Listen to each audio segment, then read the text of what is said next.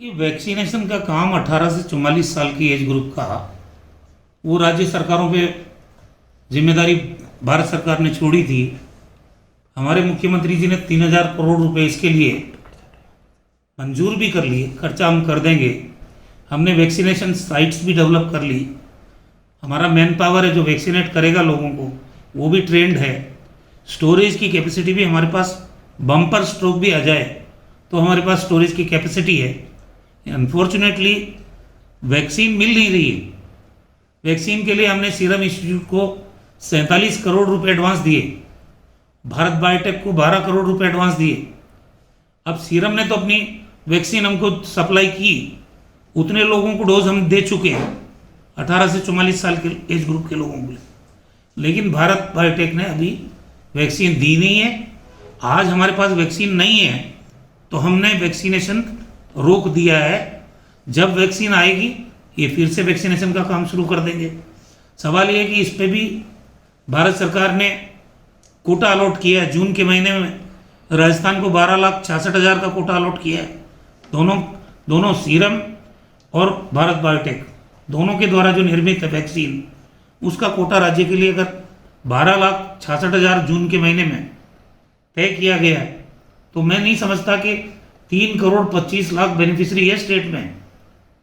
अगर उनको double dose की बात करें तो 6.5 करोड़ तो सीधा डोज, और वेस्टेज मान लें तो 6.75 करोड़ डोज चाहिए। अब ये लाखों में वैक्सीन मिल रही है, कितने महीने में, सालों में हम इस एज ग्रुप को वैक्सीनेट कर पाएंगे, ये हमारी चिंता का कारण बना हुआ है। इसीलिए हम लोग ग्लोबल टेंडर में गए कि पैसा देते हुए भी वैक्सीन नहीं मिल रही है तो ग्लोबल टेंडर में जाएं। मुख्यमंत्री जी के नेतृत्व में कैबिनेट ने फैसला लिया। अब ग्लोबल टेंडर कायदे से तो राज्य सरकारें नहीं किया करती है, फिर भी मजबूरी में पूरे देश की कई राज्य सरकारों ने ग्लोबल टेंडर किए। हमारे यहाँ भी ग्लोबल टेंडर खुला, 9 कंपनियों ने पार्टिसिपेट किया। अब उसमें देश में निर्मित वैक्सीन का भी एक वेंडर आ गया, कोविशील्ड। अब कोविशील्ड जो देश में बन रही है उसको हम विदेश से क्यों खरीदेंगे और ज़्यादा कीमत पे क्यों खरीदेंगे? पहला सवाल तो ये है कि 150 में कोवैक्सीन और कोविशील्ड भारत सरकार को दी जा रही है, तो एक देश में एक कीमत रहनी चाहिए, तो वो राज्यों को 300 और 400 रुपये में क्यों मिल रही है? और अब तीसरी बात और हो जाए कि इसको अगर हम ग्लोबल टेंडर के माध्यम से खरीदें तो ये कीमत 4 गुनी और हो जाएगी। तो कोई तुक नहीं। हमारे अधिकारी जो एम्बेसी से संपर्क में हैं, क्रेडेंशियल्स इनके जो भी टेंडर में जिन्होंने पार्टिसिपेट किया उनके जानने की कोशिश कर रहे हैं, कितनी वो सप्लाई करेंगे, कीमत क्या रहेगी। लेकिन मुझे लगता नहीं है कि ग्लोबल टेंडर के माध्यम से इस समस्या का कोई समाधान निकले। इसीलिए हमारी सरकार ने, कई अन्य राज्य सरकारें भी सुप्रीम कोर्ट गई है, हमारी राज्य सरकार ने भी फैसला किया है कि हम सुप्रीम कोर्ट का दरवाज़ा खटखटाएं और वो भारत सरकार को डायरेक्शन जारी करे कि आप ग्लोबल टेंडर करिए, वैक्सीन का प्रोक्योरमेंट आप करिए, खर्चा चाहे राज्य सरकारें दे देगी, लेकिन ग्लोबल टेंडर में एक्सटर्नल अफेयर्स मिनिस्ट्री, विदेश मंत्रालय, वो भारत सरकार के पास है। जितने राजदूत हैं अलग अलग देशों में जहाँ से वैक्सीन की सप्लाई आनी है, वहाँ पे भी नियंत्रण विदेश मंत्रालय का है। तो बेहतर तरीके से कौन कोऑर्डिनेट कर सकता है? अगर ग्लोबल टेंडर ही करना है तो भारत सरकार को करना चाहिए, जो वो कर नहीं रही है। सर, एक लगातार मामले घट रहे हैं, ये भी आरोप लगाया जा रहा है कि जो टेस्टिंग है वो कम कर दी गई है। टेस्टिंग हम क्यों करेंगे? हम तो 1,45,000 तो हमारी टेस्ट करने की क्षमता थी पर डे, और एवरेज हम 80,000 के करीब टेस्ट कर रहे थे। किसी दिन संडे या सैटरडे के दिन कुछ कम हो सकती है, तो किसी दिन 99,000 भी हुई है।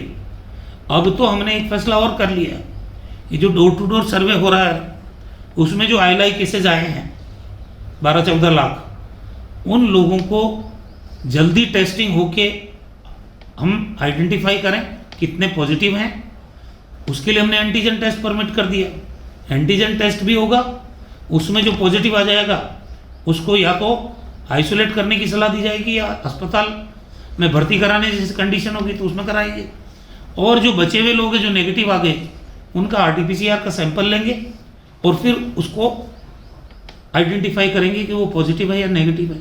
तो कुल मिला के राजस्थान में टेस्टिंग कम करने का तो सवाल ही नहीं पैदा होता। लेकिन ये भारतीय जनता पार्टी के लोग विरोध के नाम पे विरोध कर रहे हैं, मौत के आंकड़े छुपा रहे हैं। क्यों छुपाएंगे मौत के आंकड़े? मुख्यमंत्री जी ने ऑडिट करने का फैसला किया है इसीलिए, क्योंकि जो मृत्यु हो रही है वो सामान्य मृत्यु अलग है, कोविड से मृत्यु अलग है, सबको जोड़ के थोड़ी देख सकते हैं। अभी मौत का आंकड़ा बीजेपी को देखना है तो गंगा के किनारे जाके देखो, जहां लाशों के ढेर पड़े हुए हैं और रेत के अंदर दबा दबा के गाड़ी गई है लाशें, ऐसा विभत्स दृश्य वहां भारतीय जनता पार्टी की सरकारें हैं। शर्म आनी चाहिए बीजेपी को। जहां ये शासन कर रहे हैं वहां मौत के बारे में बात नहीं कर रहे हैं। वहां के हालात देखो, यमुना के किनारे, गंगा के किनारे क्या हालात हो रहे हैं, वहां के लोग जान रहे हैं। इसलिए अपने गिरेबान में झांक के देखना चाहिए बीजेपी को, आरोप लगाने से बचना चाहिए। जिम्मेदार पदों पर बैठे हुए लोग, यहाँ हम इस महामारी से लड़ रहे हैं, लोगों का हौसला बना के रखने की कोशिश कर रहे हैं। इनके लोग हेल्थ केयर वर्कर, हमारे फ्रंटलाइन वर्कर या जो हमारे डॉक्टर्स हैं, उनका मनोबल तोड़ने का काम कर रहे हैं। ऐसे ऐसे बयान दे रहे हैं जिनका कोई तुक नहीं है। तो आलोचना शुरू से कर रहे हैं, एक दिन नहीं रुके हम।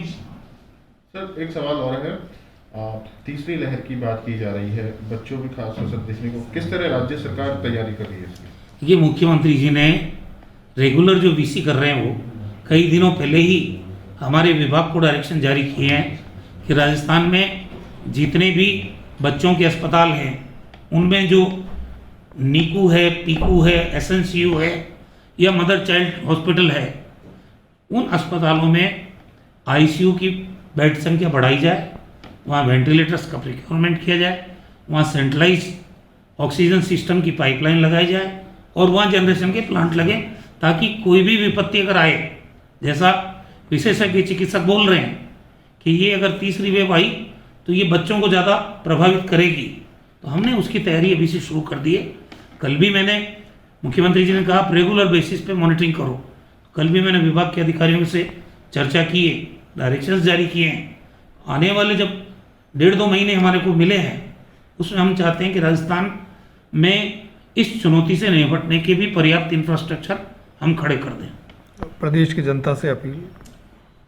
अब देखिए, कोविड में ये लॉकडाउन लगाने के बाद जहां एक दिन में 18,300 केस आ रहे थे, आज केसेस घट के 3800 के करीब रह गए, मृत्यु का आंकड़ा भी कम हुआ है। इसका मायना है, स्पष्ट है कि अगर कोविड एप्रोप्रिएट बिहेवियर, अनुशासन की पालना राज्य की जनता सुनिश्चित कर ले, जो उनको करना चाहिए, क्योंकि लॉकडाउन भी अगर लगाया है तो राज्य की जनता की जीवन की रक्षा करने के लिए ये लगाया हमारी सरकार ने।